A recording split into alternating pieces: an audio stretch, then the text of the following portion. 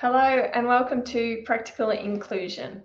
I'd like to begin by acknowledging the traditional custodians of the land on which I live, work and play on, and also broadcast to you from today, which is the Wadawurrung people, and pay my respects to their elders past and present, and a particular call out to any Aboriginal and Torres Strait Islanders who do join us today.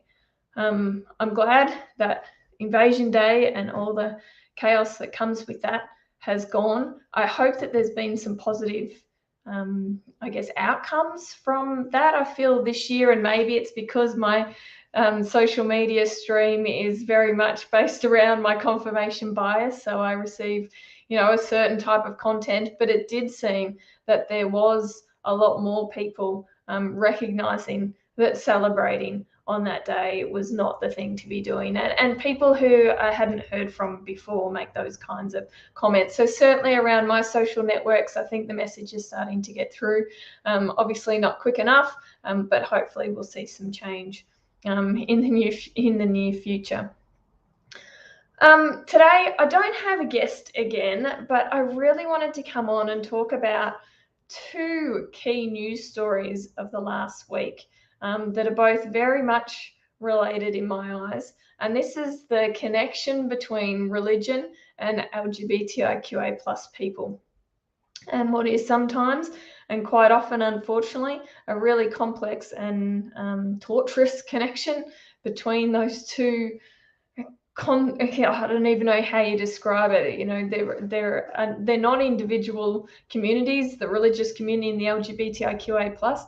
There are so many LGBTIQA plus people who are religious of a range of different denominations. But unfortunately, we keep seeing things regularly popping up that are showing us that religion has not yet moved to where it needs to be. So I really did want to talk about this because it has a personal impact, but more because of the impact that it's having on people across this country currently.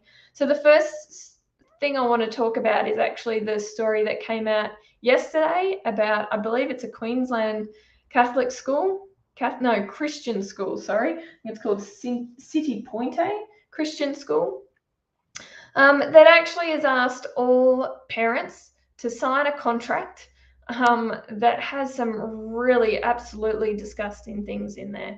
And what it does say is that there is definitely only men and women. And what it also says is that homosexuality is a sin. There's a whole bunch of other stuff in it. You can see it. I posted it on Facebook. You can see it. It did actually start to get picked up by some news media outlets last night. I found this really interesting. At first I'm just mad and angry when I first saw it, and of course was putting that out on Instagram saying, how awful and disgusting this was. And I actually received a message from somebody that I know personally from the cricketing world, who sent me a very long message about essentially, that there was no need to be upset about this, that it is totally fine for religious schools to have their own beliefs, and therefore LGBTIQA plus people just don't need to engage with those schools. And they talked about a whole range of other things that are more worth getting up in arms about, and how progress has come so far. That message you hear that we've come so far in such a short period of time. You're all expecting too much. And I, took some time before I responded and explained that for me, it's not, the problem is, and I think so many people who aren't LGBTIQA plus or who aren't strong allies don't see it from the perspective of the kids who are already in that school who are queer. And for us, it just seems, well, of course, that's who we're fighting for. That's the immediate. I see that news and my heart breaks for those kids in the school who are queer, and those kids also whose parents will sign that damn contract, who have put them in that school, who will sign that contract and expect that kid plays that game. That's who my heart absolutely breaks for. And it's interesting because so many people don't recognize that and don't see that it's not actually a choice for those kids. And we're born who we're born as, and we get put into schools like that, and we have those experiences. And so, I articulated this, and I articulated the self-harm rates for trans and gender diverse people, and how essentially this was causing significant harm, not only to students in that school, but of course the impacts of that then feed out into kids who are attending other Christian schools, worried that the same thing either already is an unwritten rule at the school, or will come into something similar, and we'll see a contract for their schools as well. And so the impact that has across so many young LGBTIQA plus people. And to his absolute defense, he listened. He listened to my rant, and I wrote it as politely as possible, and thanked him for sharing his opinion, because I think it takes a lot of bravery for people to send those messages, and you send it in a private message to me so that we could have that conversation. I think it takes a lot of bravery to put yourself in a spot where you're open to having the conversation and to put your opinion across. And he also was prepared to listen. And he said, I didn't really even think about those kids who are already in the school who actually don't have a choice. And he recognized that, being someone who doesn't have that lived experience, he had never thought through that. And it's easy to dismiss him as somebody who's just so ill-informed and hasn't spent the time, etc., etc. But the reality is, people like him form such a majority of our population. And he hasn't been exposed to this before. And you can see he's actually a really kind person. His opinion was just, people get to choose where they go. And we know that that's not the case, but he didn't know that. And now he does. And now he has changed his perspective. And he did say at the end, all of this stuff's clearly not my cup of tea, but, I agree that we need to have difference, and we need to value difference, and people should be respected. And I think that's the majority position of most people, but there is just still so much ignorance and lack of awareness around the issues that surround the LGBTIQA plus community. So that's a big, long story. My kind of takeaway, I had a number of takeaways from that. One is, of course, always recognize and respect people's ability and courage to put themselves in conversations like that when they clearly have an adverse opinion to you. We can learn so much from it. I was reminded that my post shouldn't have just been a rant. I'm an educator. My role is to educate. I should have, on my post, actually outlined my position and my concerns about that, because that does educate, and people can read and listen. We can't assume everybody's where we're at. Certainly my job as an educator is to meet those people where they're at, and try and help them move a little bit along the path. So that was a big learning and takeaway from me. I think also just remembering that we are all mostly well-intentioned, and it is about education and awareness and engaging with people with lived experience, and how important that is to share our lived experience. Now, I wanted to talk a little bit about religion and being queer. And I had a Catholic upbringing. I no longer engage in the Catholic Church for various reasons, the top of the list being the atrocities that were committed by priests in the Catholic faith, and the way that the Catholic Church responded to those and continues to respond to those. So I'm no longer a member of that church at all. But I was raised in that world. I attended Sunday school. I went to a Catholic girls' school. And even though our school didn't have a contract like that in any way, shape, or form, it was kind of an unwritten rule that you kept those things to yourself if you were queer. There were some lesbians that I went to school with who were, what I would like to say, they were tolerated in the school, which I know is a much greater step than what we see in many schools. But tolerance is not the end game. That's not what we're trying to achieve at all, obviously. So always remember that your diversity and inclusion policy should not have the word tolerance in there, in my opinion. But I digress. So in that Catholic upbringing, I was raised in a world where men and women fitted together like a key. I actually remember that phrase, and I remember a diagram that indicated that's the way God had designed us. I was recently reminded of that by a neighbour, and we've told this story before, where he actually said, I believe God designed us in the way for men and women to be together, but you do what you do in your own house, which is just as homophobic and horrible. But again, he just comes from that position without any real awareness or education in this space, and clearly no lived experience. So we have those extreme Christian schools who are putting out contracts like that, but we also have that unwritten kind of rules around some other religious schools that hopefully is starting to shift. I'd like to see, I've been delivering programs into Catholic schools and am seeing absolutely a change in intention and actions to be more inclusive, but we need to work hard to make sure that we vehemently fight these schools that are still kind of spewing out that rubbish that Christian school has spewed out to its parents. We need those parents to pull those kids out of that school. The government should not be funding a school that asks parents to sign a contract like that, et cetera, et cetera. I know I'm talking to the converted here, but if you can do something, make some noise about that, we really need to be doing that.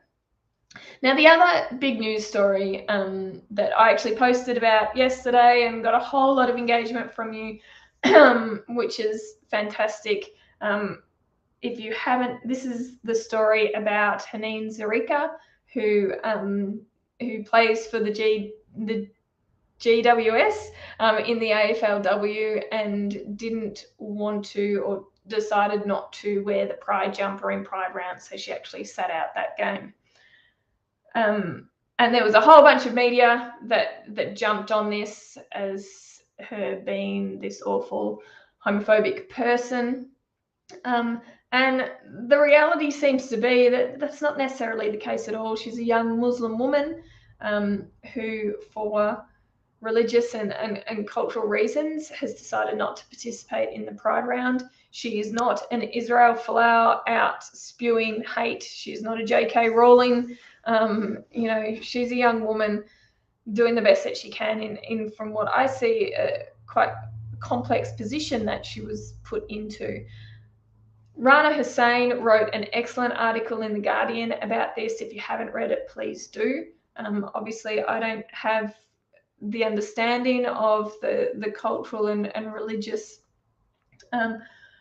pressures or ideals that may be influencing Haneen, and Rana's written what I think is a really wonderful and honest article that is worth reading on the topic. But for me, and I posted what I thought yesterday, and so you can read that too. One thing I wanted to touch on today was this idea of compulsory inclusion initiatives. And I have a lot of clients reach out to me and say, we want to do this, we want to do your inclusive leadership program, or we want to run unconscious bias training or LGBTI inclusion training, and we need to make it compulsory. And it's the same with participation in the Pride Cup. It's wearing rainbow lanyards, whatever it may be, where we've got a workplace inclusion initiative and we're telling everybody that to work here, you need to do these things and you need to be inclusive. In an ideal world, great. Everybody would do those training programs and you would set that cultural expectation from the beginning. And I'm really supportive of that.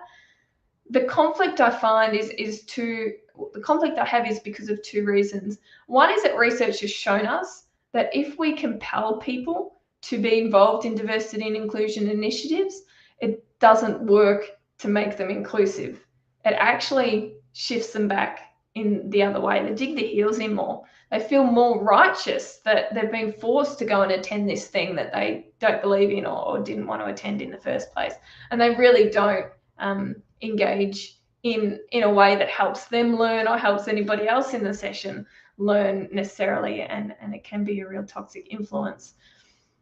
The second conflict I have with it is because if somebody is saying that I do not want to be involved in this diversity and inclusion initiative, then I can't see the value in that anyway, because for the reasons I mentioned before, if they're not coming in there ready to learn, then why are they coming in there? They're coming in there with their confirmation bias. They think it's not a good idea. They're going to go in there and they're going to nitpick the whole thing. They're going to find all the reasons why it's not okay, why it doesn't make sense, and why it's a waste of time. They're not in the space to learn if it's a training program. And the last thing I want to see is somebody wearing a pride lanyard, pride jumper in a pride round, a pride pin or something, when they are not actually safe and inclusive. This can have such a huge detrimental impact on people who are actually LGBTIQA plus, or maybe from another marginalised or minority group that we're trying to improve the situation for. This is the worst thing we can do, is try and pretend that these people who aren't wanting to demonstrate inclusion are inclusive. It just doesn't make any sense to me. What should we do then? Do we let people get away with being bigoted and hateful in the workplace? Of course not. We've got lots of things in place in our workplaces to make sure that's not happen. We can't make everybody inclusive of LGBTIQA plus people. That's a goal that we won't achieve. Certainly we can't force them into it. They have to come to it themselves. And so we need to provide other ways and opportunities within our workplaces to build empathy, to build understanding and build awareness. It doesn't necessarily mean a compulsory LGBTIQA plus training session. I feel like I'm on a bit of a rant today. I've noticed when I do my individual episodes, I don't usually talk this long, but I've been thinking about it for days. I'm worked up about both of those news stories and the issues, and thinking constantly about how I apply this to my practice and to the clients that I work with. How do we actually work with people rather than against them when it comes to creating inclusion? And I think that's just the mantra we need to remember, is work with people, meet people where they're at, wherever that may be. Of course, we don't tolerate open hatred, vilification, harassment, whatever it might be. But for those who are just holding their beliefs quietly and somewhat respectfully, we don't want to give up on them, but we also want to recognize that there is value in their own beliefs and their position, and the way that they can still demonstrate respect without being totally on board with the messages that we're putting across, and how we work towards that.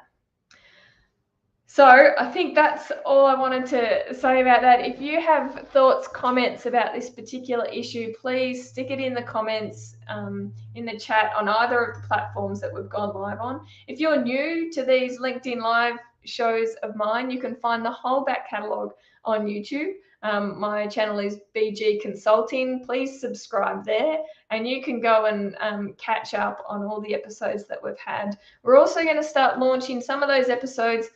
We're turning them into blogs on my website. So if you haven't visited the new website yet, www.breegorman.com.au, and you'll see you can go to the blog section there, and shortly you'll see some of these episodes come up as blogs, but also there's a whole bunch of other blogs there. And while you're on the website, you can subscribe to our newsletter. The first edition will come out at the end of February, so make sure you get in before then. So great to have engaged with you all over the last few days over these issues. Please keep sending your comments, thoughts, questions through. I really appreciate it, and I'm learning while you're learning, and it's all great in this diversity and inclusion space.